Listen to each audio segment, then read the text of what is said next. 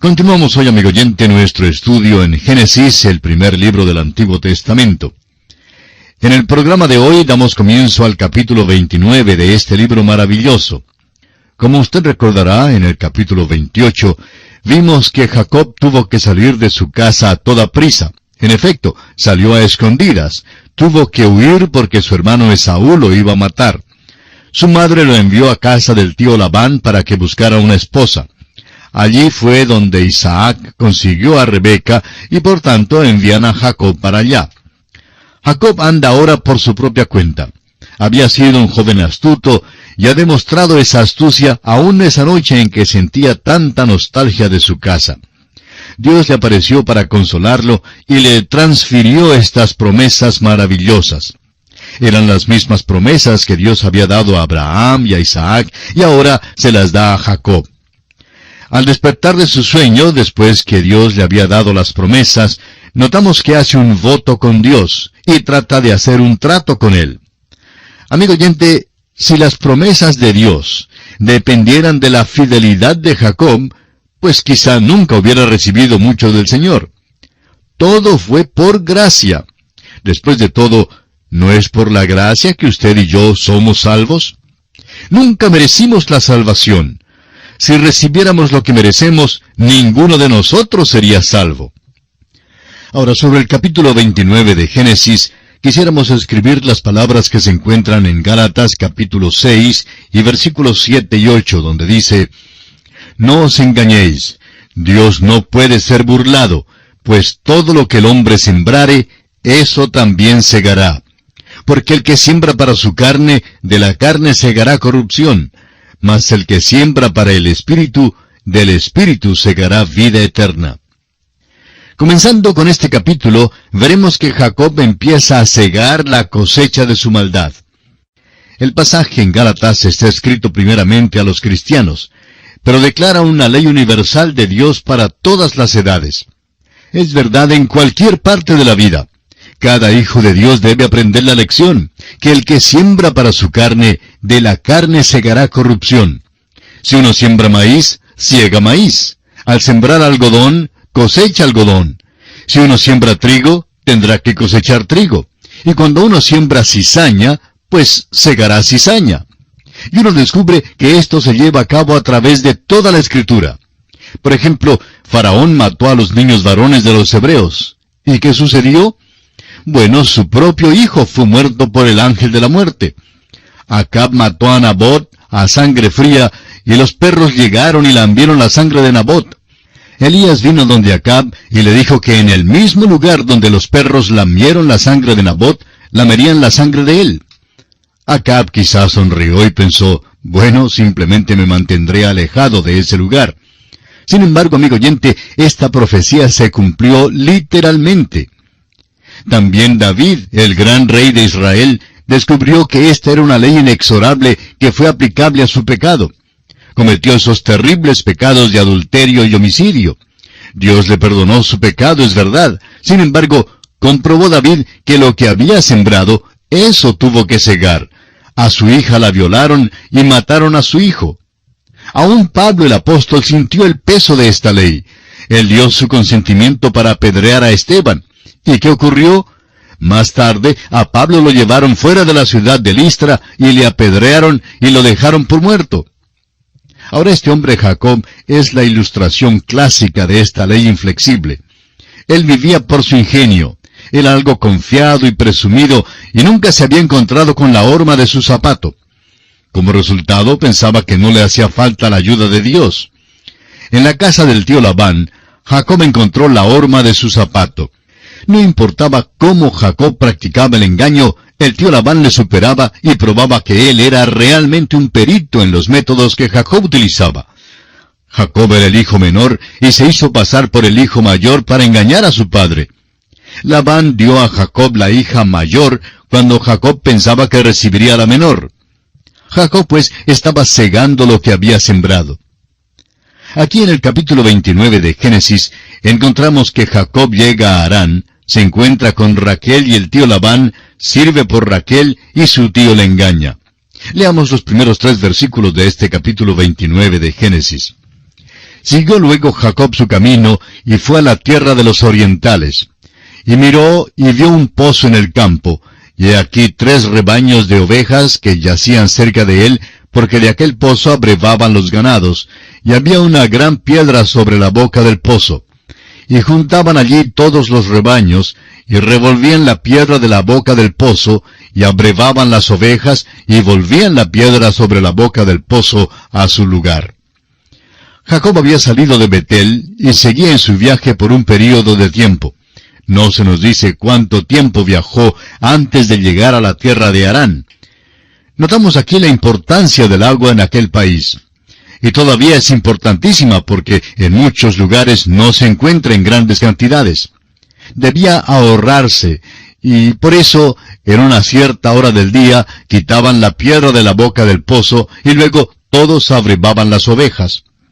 Las personas sacaban el agua para ellos mismos, y luego tapaban el pozo. Es exactamente la hora cuando estaban preparándose para abrevar las ovejas, cuando Jacob entra en la escena. Y lo vemos aquí tan presumido como siempre.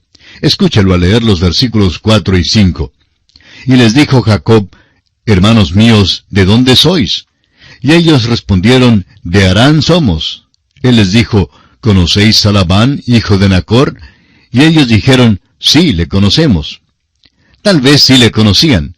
Ahora Jacob no le conocía, pero ya tendrá su oportunidad para conocerlo. Ahora los versículos 6 al 8 prosigue esta conversación. Y él les dijo: ¿Está bien? Y ellos dijeron: Bien. Y he aquí Raquel su hija viene con las ovejas. Y él dijo: He aquí es aún muy de día, no es tiempo todavía de recoger el ganado. Abrevad las ovejas e id a apacentarlas. Y ellos respondieron: No podemos hasta que se junten todos los rebaños y remuevan la piedra de la boca del pozo para que abrevemos las ovejas. Note usted que Jacob acaba de llegar apenas a la tierra de ellos y ya les está diciendo cómo deben abrevar sus corderos y lo que ellos deben hacer. Esto es algo muy típico de Jacob a propósito.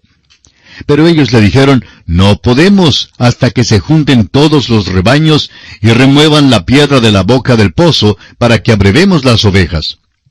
Leamos ahora los versículos 9 y 10 de este capítulo 29 de Génesis. Mientras él aún hablaba con ellos, Raquel vino con el rebaño de su padre porque ella era la pastora. A propósito, el pastorear rebaños era también trabajo para mujeres en aquel entonces. Y Raquel era pastora que cuidaba las ovejas de su padre. Leamos el versículo 10 que dice: Y sucedió que cuando Jacob vio a Raquel, hija de Labán, hermano de su madre, y las ovejas de Labán, el hermano de su madre, se acercó Jacob y removió la piedra de la boca del pozo, y abrevó el rebaño de Labán, hermano de su madre. Realmente no sabemos quién le mandó a él a abrevar el rebaño de Labán, pero lo hizo. Jacob realmente no sigue la ley de nadie, sino su propia ley. Él dictaba los reglamentos del juego al pasar por la vida, es decir, en la primera parte de su vida. Le hacía falta aprender una gran lección, y el tío Labán es quien va a enseñarle esa lección. Llegamos ahora al versículo 11. Y Jacob besó a Raquel, y alzó su voz, y lloró. Nos ha parecido siempre extraño que besara a esta muchacha Raquel, y que alzara luego la voz y llorara. Es difícil entender por qué Jacob lo hizo, a menos que fuera por su viaje tan solitario desde el momento en que salió de su casa. Había pasado esa noche solitaria en Betel, pero aún después de esa noche, todavía trató de hacer un trato con Dios, y por eso sintió una tristeza en todo el camino. Recordemos que desde Betel tuvo que viajar por el mar de Galilea, y luego a Siria. Tuvo que cruzar aquel desierto, y quizá tuvo muchas experiencias en el camino. Al llegar al lugar a donde iba, vuelve a ser presumido, aunque no sabía nada acerca de ese lugar antes. Saluda a estos hombres de una manera positivista, como si los hubiera conocido toda la vida. Les hace preguntas, y luego quita la piedra para Raquel, aunque al parecer no era la hora de quitar la piedra. Pero lo hizo. Imaginamos que estuviera tan lleno de emoción que al saludar a esta muchacha Raquel, la besó y lloró. Suponemos que esta sea la explicación de este cuadro. Ahora note usted lo que dice en el versículo 12. Y Jacob dijo a Raquel que él era hermano de su padre, y que era hijo de Rebeca, y ella corrió y dio las nuevas a su padre. Note usted que él le dice que es hermano de su padre. Bueno, en realidad quiere decir sobrino. El hebreo no hace tantas distinciones como hacemos nosotros hoy en día. Si estaba emparentado, pues estaba emparentado y significaba que era hermano. Así se traduce aquí y es correcto. Pero él es en realidad su sobrino. Ahora leamos el versículo 13. Así que oyó Labán las nuevas de Jacob, hijo de su hermana, corrió a recibirlo, y lo abrazó, lo besó, y lo trajo a su casa. Y él contó a Labán todas estas cosas. Nos imaginamos que Jacob hablara de muchas cosas, el viaje que acababa de hacer, y cómo había salido de su casa. No nos sorprendería que Jacob los divirtiera en la cena con la historia de cómo es que logró engañar a su hermano, y cómo consiguió la primogenitura, y cómo recibió también la bendición de su padre, y la forma en que utilizó la trampa para lograrlo, y cuán mañoso era. Sin duda les dijo acerca de aquella noche en Betel. Le dijo a Labán todas estas cosas. Ahora el versículo 14 dice, y Labán le dijo, ciertamente hueso mío y carne mía eres. Y estuvo con él durante un mes. Labán quedó convencido ahora que este era su sobrino, y le dice, en verdad tú eres pariente mío, pues quiero que te sientas como en tu casa. Ahora pasa un mes, ¿y qué sucede? Bueno, Jacob no trabaja. Es un sobrino que ha llegado de un país lejano y está visitando a su tío. Suponemos que pensó que podía gozar del hospedaje gratuito, y durante aquel tiempo galantea a la señorita Raquel. Por lo menos es cierto que la ha mirado amorosamente, y creemos que ella también le miraba con amor. Ahora nos imaginamos que fuera en una mañana en el desayuno cuando tuvo lugar el incidente siguiente. En los versículos 15 al 17, escuchemos la conversación entre tío y sobrino. Entonces dijo Labán a Jacob, «¿Por ser tú mi hermano, me servirás de balde? Dime cuál será tu salario». Y Labán tenía 2 hijas. El nombre de la mayor era Lea, y el nombre de la menor Raquel. Y los ojos de Lea eran delicados, pero Raquel era de lindo semblante y de hermoso parecer. El tío Labán es muy astuto. ¿Quién ha dicho algo de trabajar? Jacob no lo ha mencionado. Pero el tío Labán es muy mañoso y dice que no quiere que Jacob le trabaje sin recibir salario. Y dice que está dispuesto a pagar a Jacob un salario conveniente. Francamente, usted no vive con Labán un mes sin hacer algún tipo de arreglo para pagar el hospedaje. El tío Labán es mañoso también y ahora tratará con su sobrino. Se nos presenta aquí otra hija, la cual es Lea.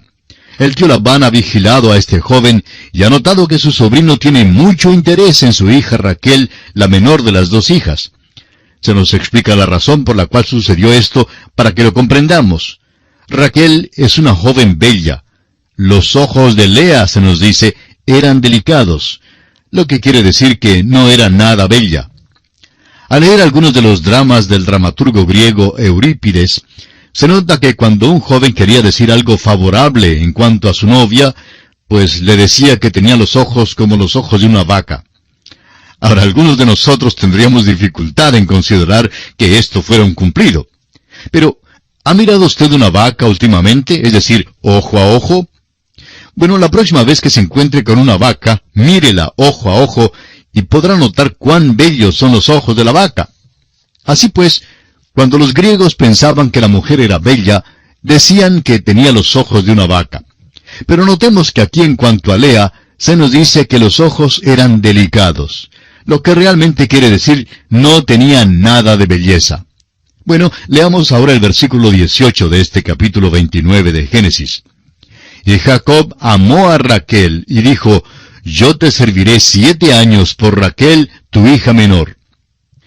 Vemos que Jacob estaba bien enamorado. Por tanto, aquella mañana en el desayuno, cuando el tío Labán sugirió que trabajara, pensaba realmente en otra cosa. Sabía que el joven se había enamorado de Raquel, y por tanto no creemos que le sorprendiera la contestación de Jacob cuando le preguntó cuál sería su salario.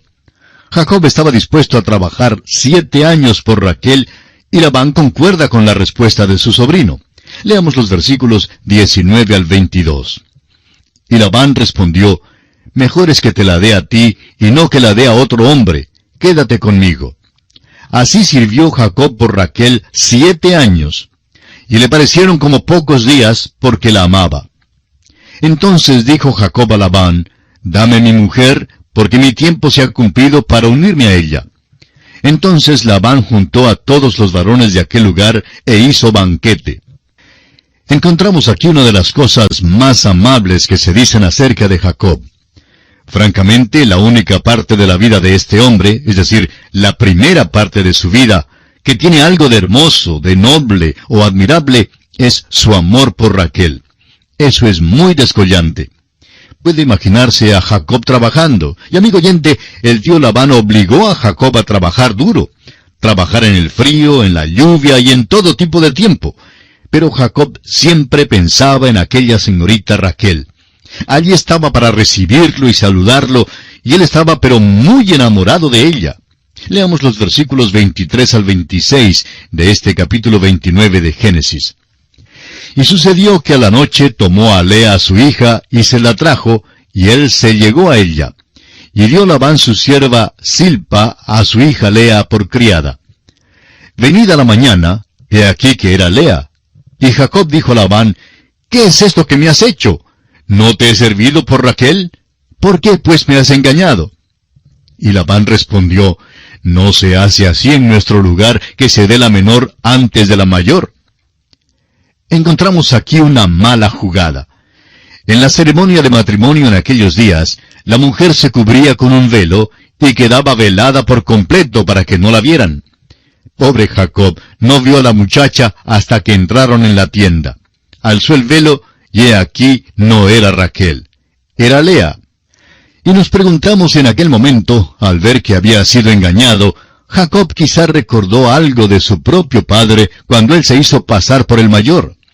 Engañó a su padre y por eso tuvo que huir de la casa. Había recibido la bendición, pero en cambio había engañado a su padre. Dios no apoya ese tipo de conducta, no la aprueba de ninguna manera. Dios había prometido la bendición a Jacob, pero debió haber esperado para recibirla por la senda que Dios había establecido. Debe recibir la bendición por la senda de Dios, y no por la suya. ¿Y qué pasa? Se hizo pasar por el mayor cuando realmente era el menor. Ahora aquí cree que consigue la menor, pero en vez de eso obtiene la mayor de las hijas de Labán. Se le vuelve la tortilla, pudiéramos decir, y esto es una cosa muy terrible para Jacob. Es cosa criminal lo que le ha hecho Labán. Pero note usted cómo el tío Labán lo da como legítimo. Es un perito en ese tipo de cosa. Le dice a Jacob que había una cosa pequeña en el contrato, una cláusula pequeñita en letra chiquita allá en su contrato. Simplemente olvidó mencionárselo a Jacob. Tienen una costumbre en su tierra, y es que la hija mayor debe casarse primero, y que la hija menor no se puede casar hasta cuando se haya casado la mayor. Le dice que siente muchísimo que se le olvidara mencionar esto y que fue por eso que sucedió así. Pero el tío Labán está dispuesto a ser muy generoso en sus tratos y por tanto le hace a Jacob otra oferta. Leamos el versículo 27 de este capítulo 29 de Génesis. Cumple la semana de esta y se te dará también la otra por el servicio que hagas conmigo otros 7 años. Esta semana son otros 7 años. Ahora no diga usted que este hombre tendrá 2 esposas y que Dios lo aprueba. El relato aquí es inspirado porque eso es lo que sucedió, pero eso no significa que Dios lo hubiera aprobado. En el caso de Abraham que tomó a Agar, toda la historia manifiesta que Dios lo desaprobó por completo. Y se relata aquí porque es un hecho que ocurrió. Bueno, el tío Labán está recibiendo el valor cabal del dinero, ¿no le parece? Y el pobre Jacob realmente está recibiendo clases en esa escuela de las dificultades, en esa escuela del sufrimiento. Pero está tomando 2 esposas y no debe haberlo hecho. Y estará muy afligido por eso. Leamos el versículo 28. E hizo Jacob así, y cumplió la semana de aquella, y él le dio a Raquel su hija por mujer. El pobre Jacob ciertamente se ha llevado un chasco. El tío Labán le había dicho que le daría a Raquel si le servía 7 años. Ahora Jacob sirvió los 7 años, pero recibió a Lea. Bueno, después de todo, él también había engañado a su padre y a su hermano, haciéndose pasar por el hijo mayor cuando en realidad era el menor. Ahora se le da la mayor cuando pensaba recibir la menor. Sirve al tío Labán el doble del tiempo que había concordado al principio. Los 7 años habrían de ser muchos, pero en todo sirvió 14 años y ahora tiene 2 esposas. Amigo oyente, Dios no aprobó esto. Este hombre encontrará muchísimos problemas en su familia de aquí en adelante, y todos, por supuesto, datan de sus propios métodos que empleaba y que Dios no aprobó.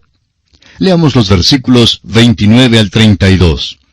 Y dio Labán a Raquel su hija, su sierva Bilha, por criada. Y se llegó también a Raquel, y la amó también más que a Lea, y sirvió a Labán aún otros 7 años. Y vio Jehová que Lea era menospreciada, y le dio hijos, pero Raquel era estéril. Y concibió Lea, y dio a luz un hijo, y llamó su nombre Rubén, porque dijo, ha mirado Jehová mi aflicción. Ahora, por tanto, me amará mi marido. Toda esta historia contrasta con la venida del siervo de Abraham a buscar la esposa para Isaac. El siervo acudió a Dios continuamente por su dirección. Jacob viajó por su propio ingenio y estaba absolutamente seguro y porfiado. La decepción que experimentó por mano de Labán mostró que no le era posible depender de su propia fuerza y habilidad. Le faltaba la dirección del Señor en su vida. Y así también al cristiano hoy en día le falta la guía del Señor y la plenitud del Espíritu Santo para todo momento de cada día. Lea es una persona triste, pero llega a ser la madre de Rubén, el hijo mayor. Sin embargo, él no iba a iniciar la línea que conduce a Cristo. En realidad, el que conducirá a Cristo será Judá, el hijo que le nace a Lea de último. Lea tuvo 4 hijos. Le nació Rubén, y en el versículo 33 le nace Simeón. Luego en el versículo 34 le nació Leví. Y el 4º hijo, en el versículo 35, es Judá. Y en realidad tuvo unos hijos destacados. Judá es de quien procede la línea real. David era de esta línea, y más adelante, por supuesto, el Señor Jesucristo mismo. Según la carne, Cristo procedió de la línea de Judá. Leví dio origen a la tribu sacerdotal. Usted recordará que Rubén perdió su puesto de primogénito por causa de su pecado. Este capítulo 29 concluye pues con la bendición de Dios sobre Lea, dándole 4 hijos. Y esto concluye también nuestro estudio de este capítulo. En nuestro próximo programa comenzaremos el estudio del capítulo 30 y confiamos que usted volverá a escucharnos. Será pues, hasta entonces, es nuestra oración que el Señor le bendiga muy ricamente.